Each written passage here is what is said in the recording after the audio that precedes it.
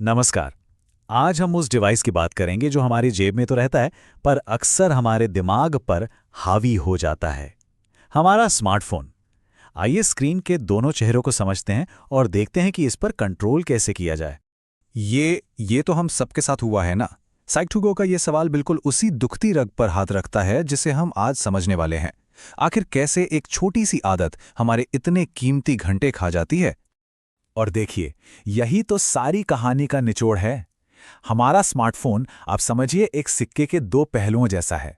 एक तरफ ये हमें कभी ना खत्म होने वाली स्क्रोलिंग के जाल में फंसा सकता है, तो दूसरी तरफ ये कुछ नया बनाने और सीखने के लिए एक जबरदस्त पावरफुल टूल भी है। तो सबसे पहले चलिए उस जाल को ही समझते हैं। आखिर ऐसी क्या बात है कि हम खुद को स्क्रोल करने से रोक ही नहीं पाते। इसके पीछे ना तीन बड़ी वजह हैं। सबसे पहली है अटेंशन इकोनॉमी। मतलब ये ऐप्स डिज़ाइन ही ऐसे किए जाते हैं कि हमारा ध्यान खींच कर रखें, क्योंकि हमारा ध्यान ही तो उनका बिजनेस है। दूसरी वजह है एल्गोरिदम, जो हमें ऐसा कंटेंट दिखाते हैं जिससे हम इमोशनली जुड़ें, चाहे वो गुस्सा हो, डर हो या जलन। और तीसरी नेगेटिविटी बायस, यानी हमारे दिमाग की फितरत है कि वो बुरी खबरों पर पहले ध्यान देता है। अब ये तीनों मिलकर एक ऐसा जाल बुनते हैं जिससे निकलना बहुत मुश्किल हो जाता है। और साइंस भी यही बात कहता है। ये जो मॉडल दिख रहा है, इसे स्टिमुलस ऑर्गेनिज्म रिस्पॉन्स मॉडल कहते हैं।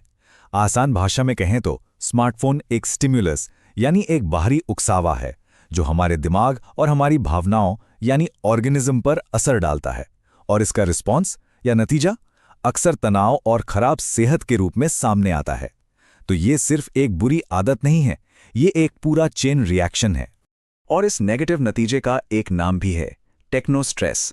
ये वो स्ट्रेस है जो हमें लगातार टेक्नोलॉजी से जुड़े रहने और उससे ठीक से डील न कर पाने की वजह से महसूस होता है। और सच कहूं तो ये आज के डिजिटल दौर की एक बहुत ही आम बीमारी बनती जा रही है। चलिए, तो हमने जाल की बात तो कर ली, लेकिन अब सिक्के का दूसरा और कहीं ज्यादा पावरफुल पहलू देखते हैं। ये फोन सिर्फ ध्यान भटकाने वाली चीज नहीं है, ये एक क्रिएशन इंजन है। जरा सोचिए तो, हमारी जेब में एक पूरी दुनिया है। घर बैठे बैठे फोटोग्राफी सीखी जा सकती है, एक नई भाषा में बात करना शुरू किया जा सकता है, या फिर एआई जैसे फ्यूचर के स्किल्स में भी मास्टरी की जा सकती है। ये डिवाइस सिर्फ टाइम पास के लिए नहीं है, बल्कि खुद को बेहतर बनाने का एक कमाल का जरिया भी है। और ये सिर्फ शौक की बात नहीं है। स्टूडेंट्स और प्रोफेशनल्स भी अपने फ़ोन का इस्तेमाल अपनी एक अलग पहचान, जिसे पर्सनल ब्रांड कहते हैं, बनाने के लिए कर सकते हैं। मतलब अपनी स्किल्स को ऑनलाइन दुनिया को दिखाना, अपने काम के बारे में बात करना और सही लोगों से जुड़ना, ये सब कुछ करियर को एक नई उड़ान दे सकता है।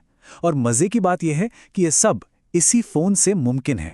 ये कितना पावरफुल हो सकता है, इसका एक जीता जागता उदाहरण इस रेडिट यूजर का एक्सपीरियंस है। उन्होंने बताया कि कैसे एक इंस्टाग्राम रील से आइडिया लेकर बनाया गया एक छोटा सा वीडियो 1 करोड़ लोगों तक पहुंच गया। ये दिखाता है कि आज इस फोन में दुनिया तक अपनी बात पहुंचाने की कितनी जबरदस्त ताकत है।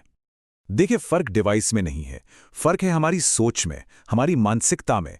और यहीं पर असली बदलाव आता है, एक कंज्यूमर यानी सिर्फ चीजें इस्तेमाल करने वाले से एक क्रिएटर यानी कुछ नया बनाने वाले की तरह सोचना।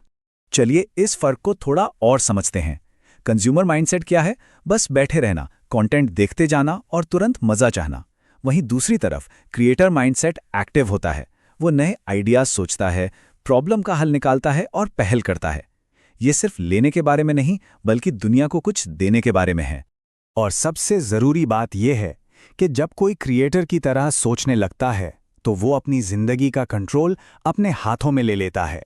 फिर वो इंतजार नहीं करता, बल्कि चीजों को मुमकिन बनाता है। तो सवाल ये है कि ये बदलाव लाएं कैसे? ये सिर्फ सोचने की बात नहीं है, करने की भी है।